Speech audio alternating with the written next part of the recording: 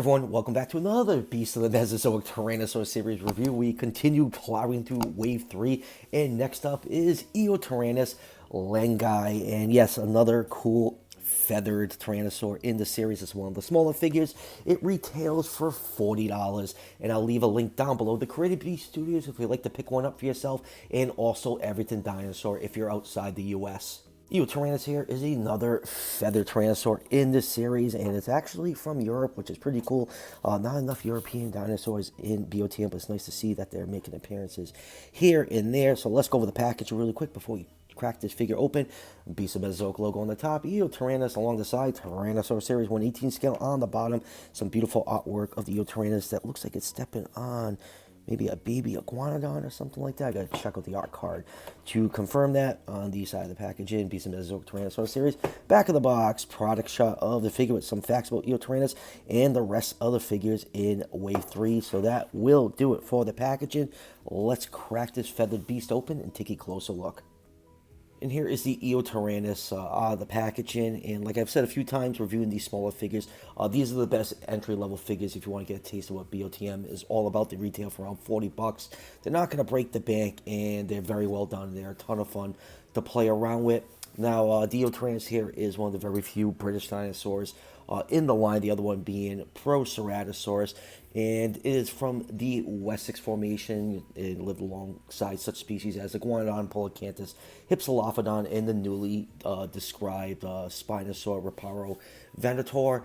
So the color scheme is very nice and natural here. A lot of rusty reds and black coloration gives a nice natural look. That's because the color scheme is taken from inspiration is taken from real life animals, and this is based off the red kite. Just love that splash of white on the face to mix in with the yellow and black. Just all around a really neat looking figure. And you know, these small ones, like I keep saying, they're a lot of fun to play around with. And for measurements, this figure is 8 inches long from the tip of the snout to the tip of the tail, 20.3 centimeters. About 3.5 inches tall to the top of the head. That's going to change depending on how you have the figure posed.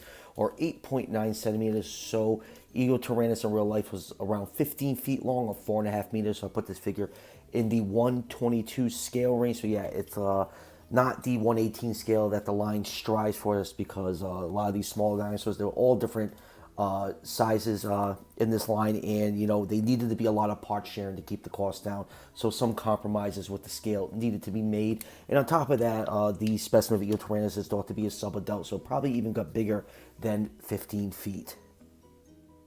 Let's just take a quick look at the accessories that come with this. This is the same base that came with Guanlong and Proceratosaurus, just painted a different color. You got, you know, some nice, you know, sandstone tones for the rocks on here. The moss is all nice painted in green, and some logs and roots painted in brown. You do have a support right here, and I am not taking this out.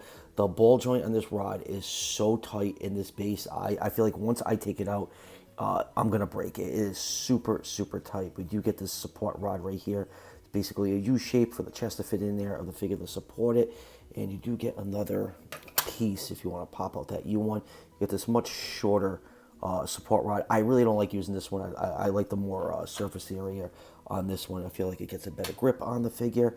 And then you do get a pair of closed toes. Those are just, you know, pop out the ball joints on the feet to replace those. And we have a pair of running toes. And just like all figures in the line, we do get that beautiful artwork that's on the packaging in collector card form. The Eotyrannus looks absolutely Eotyrannus. Did I say Eotyrannus? I mean Eotyrannus looks fantastic. You get some facts about it on the back of the card.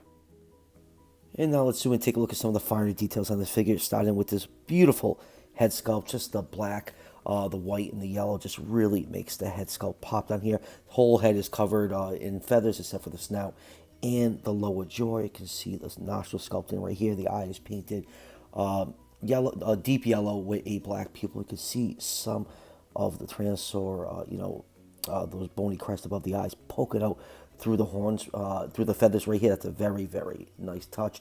And opening the mouth up, you can see the teeth are all nicely painted, deep, deep pink color with that nice glossy coat to give that nice wet look. Here's a view of the head from the top, and here's a view from the underside. You can see all these nice different paint applications blending in all over the figure. We have all this nice black and rusty red coloration going down to this nice cream coat right here. All these black markings along the side. All the feathers are nicely sculpted.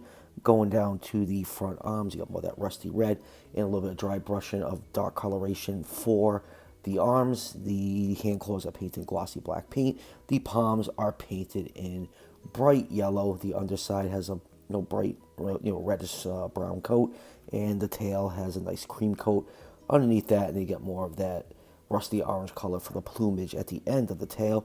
Going down to the hind legs. Hind legs are nicely done. You get more of those black markings along the legs. Legs are not feathered. You have the nice scale detail all done in dark yellow. Toe claws are painted with black paint. You even have some nice details on the bottom of the feet. And then going down to the tail, you get that nice plumage with some nice markings at the end of that. So yeah, all around very nice, natural looking color scheme. I just think this one is probably one of the nicer looking ones of these smaller feathered tyrannosaurs. Now for articulation, mouth can close completely flush. It can open up about that far.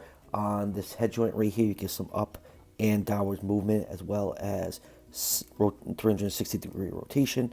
On that, for the base of the neck, you get some upwards and downwards movement on that neck joint, and then using both joints in tandem, you can get some nice side-to-side movement on those two joints.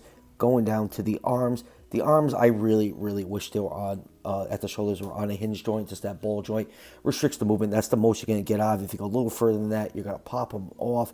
Kind of similar. I wish they had the same articulation as the small 1/18 scale Raptors. We'll bring up the Velociraptor right here as a hinge joint on there. It's not really breaking up the sculpt too much. Just like you can see, all that nice articulation you can get on that type of joint. It's just very restrictive on these small figures for whatever reason. I just don't know why they went with that design choice. For the arms can articulate that far. They can bend to just about 90 degrees. You have rotation on that, and wrist joints have a hinge, and they can rotate 360 degrees.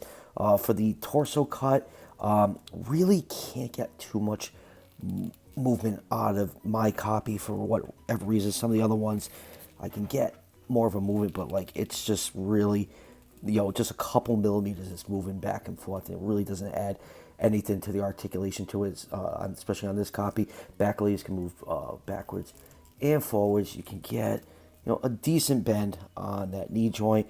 At the ankle, you get a nice bend and a rotation.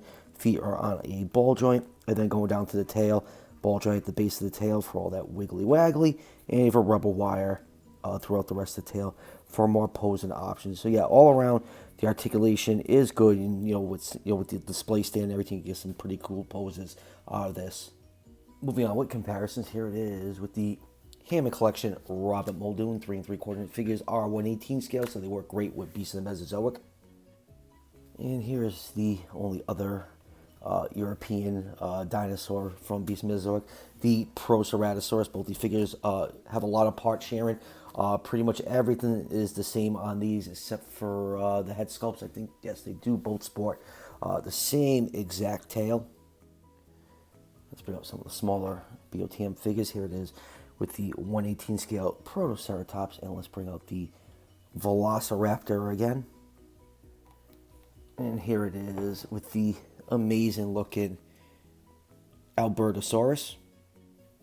And next up, here it is, one of the smaller Tyrannosaurs, Bistaherverser. And finally, here it is with the big daddy of the line, the 1/18 scale Tyrannosaurus Rex. So final thoughts on the Eotyrannus.